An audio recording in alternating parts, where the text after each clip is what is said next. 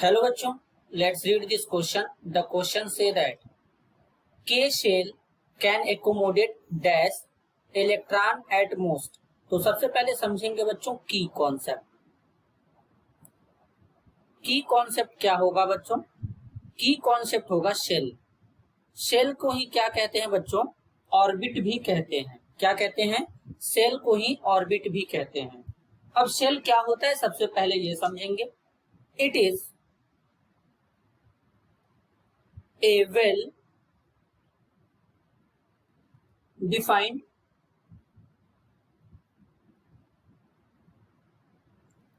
circular path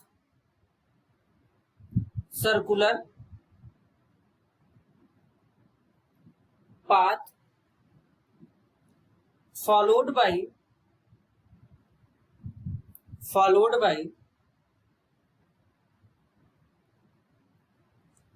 revolving electron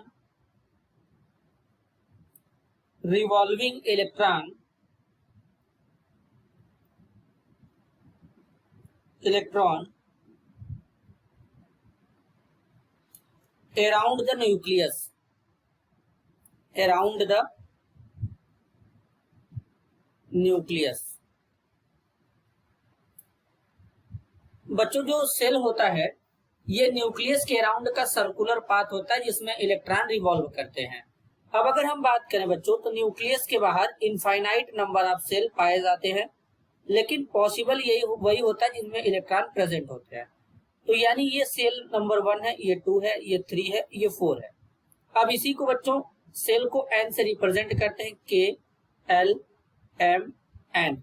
अब जो के सेल होता है, के सेल में 2 इलेक्ट्रॉन होते हैं। कितने इलेक्ट्रॉन होते हैं? 2 इलेक्ट्रॉन होते हैं बच्चों। ये जो पहला सेल होता है के सेल, इसमें केवल कितने इलेक्ट्रॉन फिलअप किए जाते हैं? 2 इलेक्ट्रॉन फिलअप किए जाते हैं। तो के सेल में कितना इलेक्ट्रॉन प्रेजेंट होगा बच्चों? 2 इलेक्ट्रॉन यहाँ पे प्रेजेंट होगा। तो यहाँ पर क्या फिलअप करेंगे? 2 फिलअप करेंगे बच्चों। This is your answer. I hope you understood it well. All the best.